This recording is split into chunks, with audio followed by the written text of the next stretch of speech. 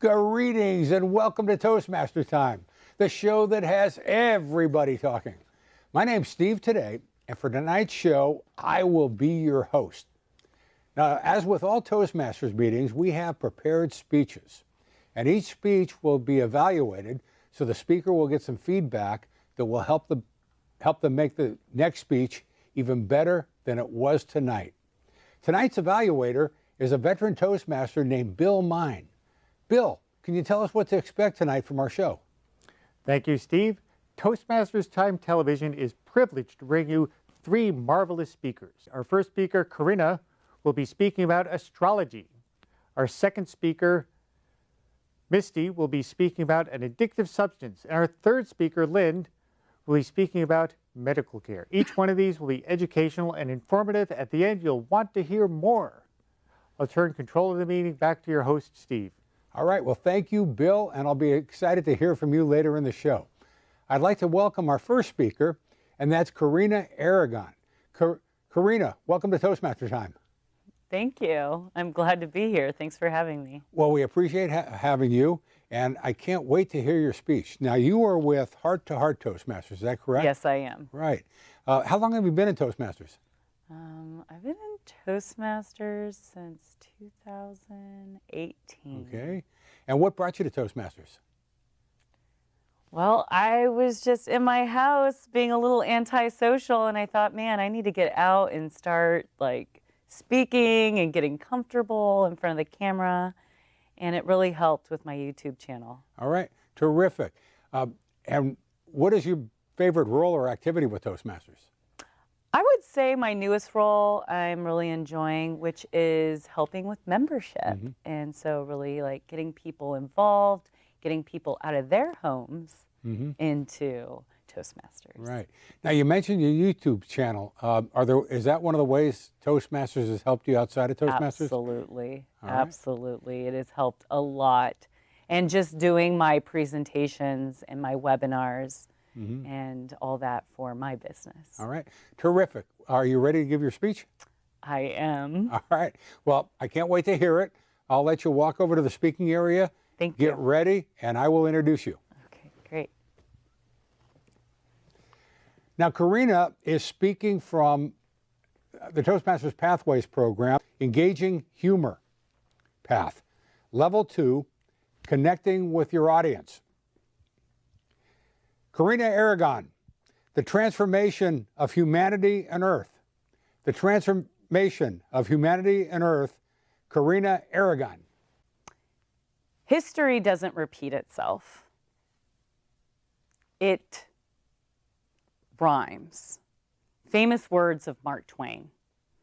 Hi, I'm Karina, your healing arts astrologer, and I'm here to give you this huge transit that will be happening January 20th of this year. Now, Pluto has been in Capricorn for so long, since 2008, and it will be moving into Aquarius this month, which is huge, and it will be here for 20 years. Now, the reason why I'm giving you this information is because I want you to be more aware of the transformation that is happening in your life and in the lives around you. Now, Pluto in Aquarius is about revolution and change. And it is about, well, Pluto is the planet of transformation, transmutation, destruction, and renewal. And Aquarius is about rebellion and humanitarian and innovation and intellect, a lot on AI as well.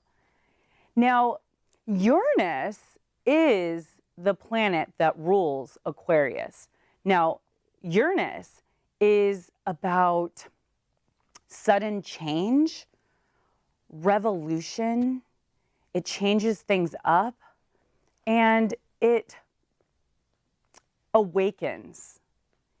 And so we want to be able to watch what Uranus is doing.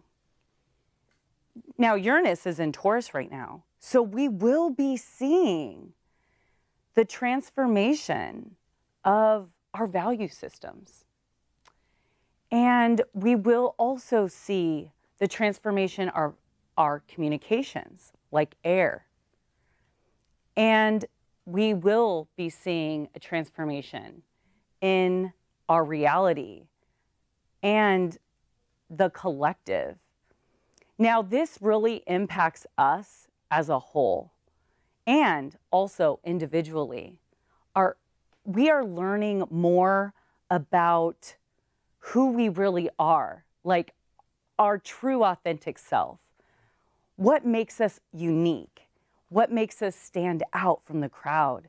And what is our importance in our communities? Community is so important during this transit of Pluto and Aquarius.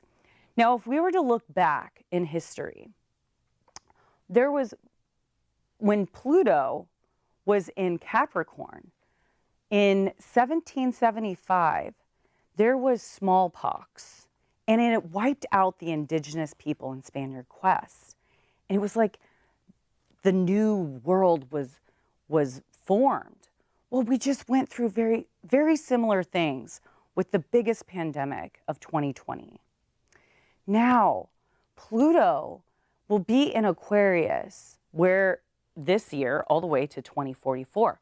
But it was in Capricorn during 1778 through 1798 is when Pluto was last in Aquarius. But Pluto being in Capricorn, there was a huge transformation that happened, and more of that we're starting to see. So 2024 to 2044 will be this Pluto in Aquarius. I just wanted to let you guys know of the huge transformations that will be happening within our life and how we can be a part of the change.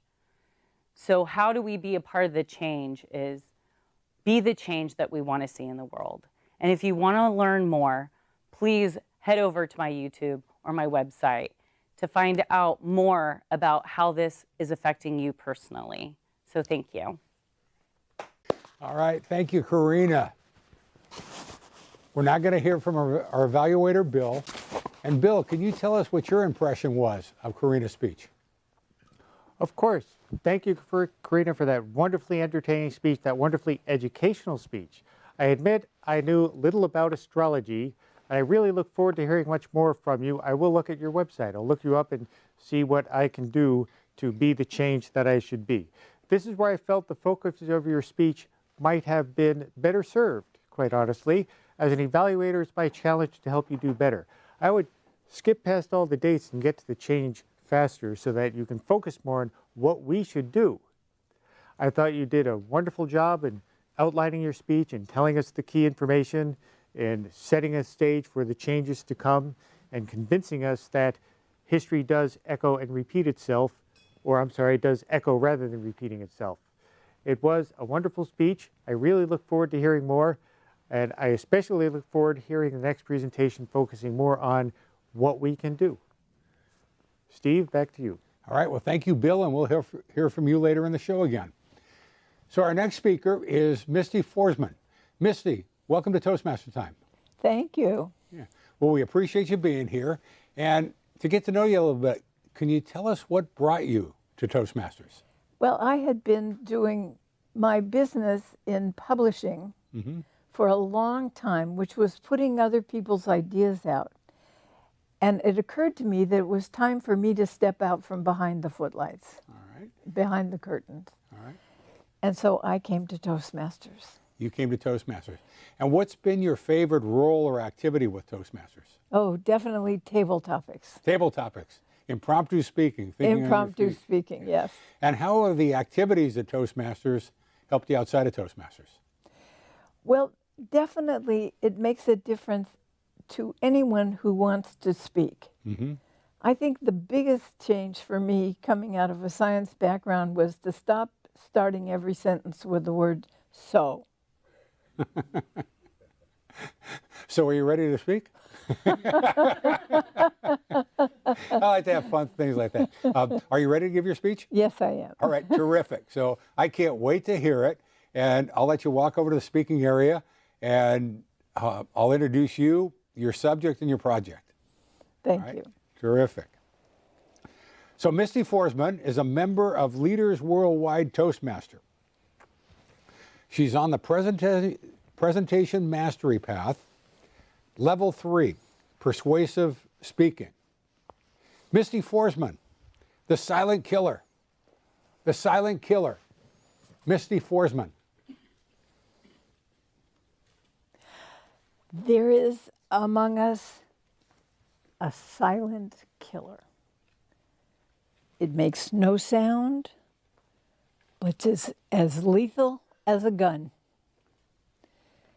And what is this? And who is this? It is sugar. Sugar permeates our atmosphere. Life wasn't always like this. Once upon a time, sugar was very difficult to get. Now it's everywhere. How did this happen? Well, at some point, the food industry was pressured into taking the fat out of food. That was supposed to be a healthy endeavor. But they replaced it. And what do you think they replaced it with? Sugar. Now, sugar, it turns out, is 8 times more addictive than heroin, and it's equally addictive to cocaine. Food industry was delighted. More product consumption. That's prepared products that you find in the middle of the supermarket, soft drinks, candy, sugar, everywhere. What's the problem with that? Well, it turns out that sugar can kill you. Literally, if you sat down and ate, depending on your height and weight, 5.5 to almost 6 pounds of sugar, a seized candy box, that would be lethal. The food industry is even more clever than that. Did you know there are 65 names for sugar in the food industry? Now, you might recognize if it says sugar, maybe agave, maybe cane, but would you recognize the word treacle? Here's a clue. Anything ending in O-S-E is sugar. And not only that, you'll find it 4 or 5 times places on the label. In addition, another slick trick is it says no sugar added. Well, maybe the second party to this project was a repackager, and they didn't add any sugar, so they're entitled to write no sugar added. The sugar was added in the first round. Very tricky. Recommendations: head to the fresh fruit, fresh vegetables, and the perimeter of the market rather than the middle with the processed foods. Well, what else is wrong with sugar? We have an epidemic of diabetes, not just in this country, but in the world. It's estimated 20% of the world population has diabetes. I read this morning 50% of the US population either has diabetes or they are pre-diabetic. I'd say we have a little problem on our hands. The other things that sugar can cause, well, let me start with an amusing one: wrinkles. Sugar can break down the elastin and other proteins in the skin. The worst part of it, though, is that sugar is implicit in heart disease, diabetes, memory issues, and many, many more. We have a new diagnosis of diabetes 3, which is Alzheimer's and dementia. Sugar is the pathway to those. It is reversible in most cases, or it is stoppable. What to do? Reevaluate what you're buying and what you're eating. Don't become a slave to the sugar trade. Take back the power in your life because you have the ability to do that. Might help you lose a few pounds. Keep yourself out of the coronary issues that are part of the sugar problem. Reignite your life for health. Thank you. All right, Misty, thank you for the great message and the great call to action. Bill, what was your impression of Misty's speech? Steve, my impression is that I better listen. I am one of the pre-diabetic people who has a high blood sugar level, so this speech was relevant to me and relevant to much of our audience. I appreciated that her facts were marshaled very well. She gave us a very persuasive speech. My challenge as an evaluator is to help her make this speech better. So Misty, now that you have mastered your content, my challenge to you is to work on colorful delivery. You have opportunities for greater vocal variety and greater gesture to emphasize your points. If you practice this offline, exaggerating gestures, exaggerating vocal variety, you might find ways to push up the volume of the speech so that it gets through to more people. As effective as it was, as persuasive as it was, I encourage you to work on your secondary Toastmaster skills now that you have mastered this speech. It was a wonderful speech, Steve. All right, well, thank you, Bill. And we'll hear more from you later. Our third speaker is Lynn Fraley. Lynn, welcome to Toastmaster Time. Thank you so much, Steve. Well, I appreciate you being here. And what brought you to Toastmasters? I knew I had messages to give, and I wanted to learn a better way of delivering it. Oh, okay. As far as roles and activities, what has been your favorite role? I think table topics, because it helps the spontaneity and kind of helps stir some things up sometimes. It's fun. Okay, great, great. And how has Toastmasters in general, table topics in particular, helped you outside of Toastmasters? I think outside of Toastmasters, all those activities have just helped me speak more clearly and be more direct with what it is I'm saying. More clearly and more direct. All right. Good. Terrific. Are you ready to give your speech? I am. All right. Well, we'll let you get over in the speaking area. Thank you. Get yourself set up, and I will introduce your message and your title. So Lynn Fraley is in Heart to Heart Toastmasters on the Visionary Communication Path. Level 3, focus on the positive. Lynn Fraley, how to be your own healthcare advocate. How to be your own healthcare advocate. Lynn Fraley. Being your own best healthcare advocate is the smartest thing you're ever going to do for your own health and well-being. I've been really fortunate that I was able to spend a lot of time in the healthcare industry. I started as a nurse from an undergraduate program in Detroit, Michigan. I was raised by really wonderful, loving parents and was part of a group of 6 children. So we didn't have a lot of time to fuss about health and about doctors and looking for drug seeking. That was not part of our deal at all. But one of the things I learned early about being a health advocate was being collaborative and not being confrontational.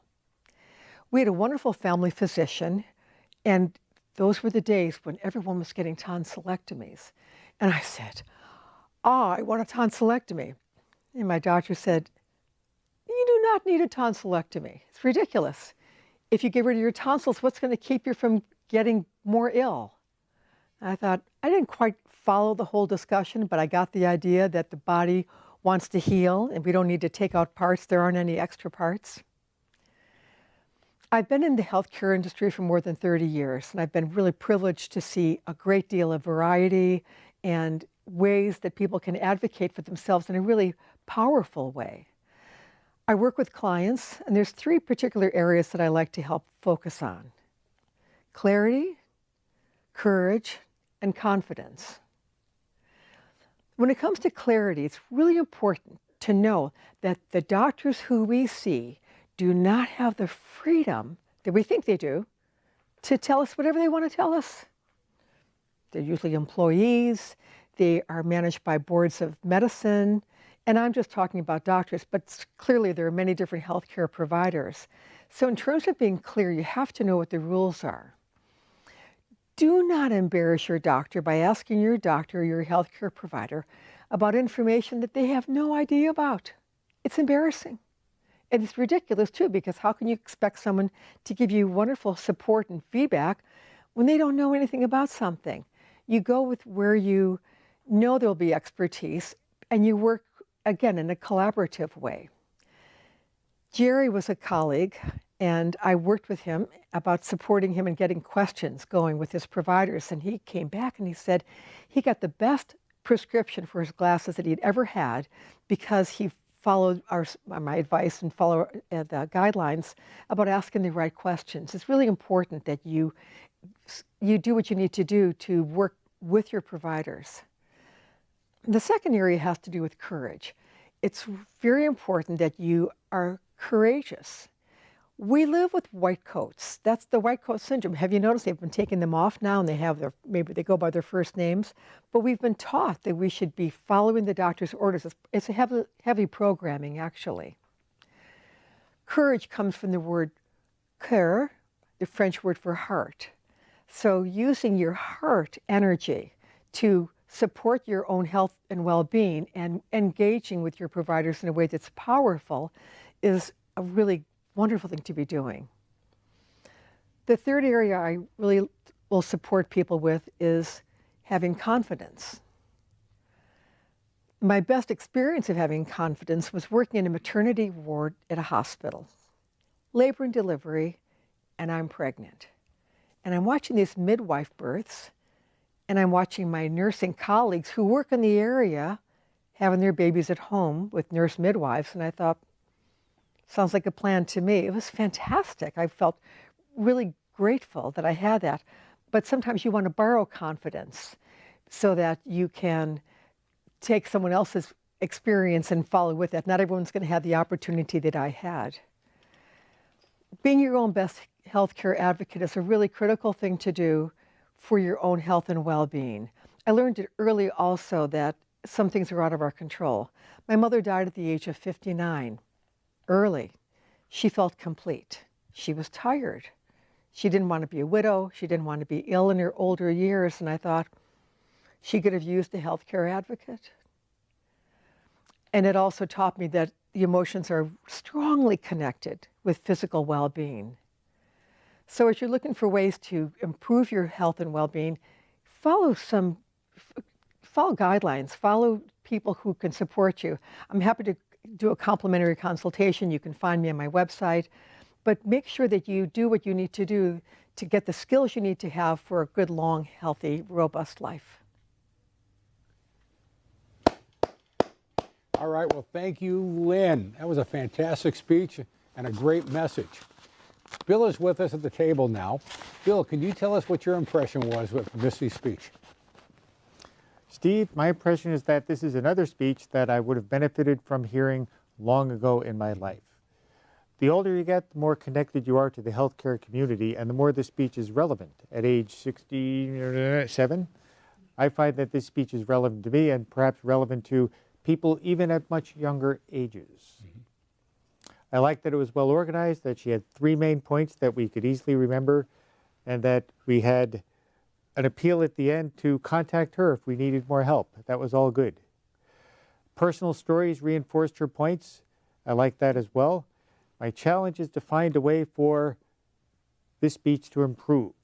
Lynn, I would give the speech again and again, and I would find ways to bring some of those stories more colorfully to life with some perhaps colorful language ways to phrase it that are really more attention-getting, and ways that make it personal for us as well as personal for you. Now, I'm short-timed here, so I can't give you very many specific examples, but we can talk later about perhaps how to do that. That, combined with some appropriate vocal variety and gestures interspersed in a more dramatic fashion, might help the speech. You had good gestures, you had good vocal variety, but even when you were talking about an emotional moment, the variety was subdued. So I would encourage you to work on those things in your presentation. All right. You know what struck me about Lynn's speech was when she was talking about the tonsillectomies, and the doctor said, "We don't have extra parts." And it's like we think about tonsillectomies like just routine, but that really struck me as profound. So anyway, well, thank you for the evaluations and the feedback. What brought you to Toastmasters? Well, I was working for the Coast Guard as a young man, and I was not so sure I wanted to stay in the Coast Guard, so I joined Toastmasters as a way to expand my social network. And it did expand my social network. I got out of my cloistered Coast Guard community and met other people. In fact, I met my wife in Toastmasters. All right. Well, terrific. So Toastmasters and romance. We'll end the show there. That's our show for tonight. We appreciate everybody who tuned in to watch the show. We record Toastmaster Time in the San Francisco Bay Area. We are incredibly grateful for our talented staff and our volunteers to make this show possible. If you would like to hear more about Toastmaster Time, please go to toastmastertime.com. Toastmaster Time is sponsored by District 57 Toastmasters. You can find out more about District 57 at d57tm.org. If you would like to know more about Toastmasters in general, please go to toastmasters.org. Thank you, Karina Aragon, Misty Forsman, and Lynn Fraley for the great presentations, and Bill Mine for the professional feedback. We hope you tune in to our next episode of Toastmaster Time, and please consider joining Toastmaster. And of course, keep on talking.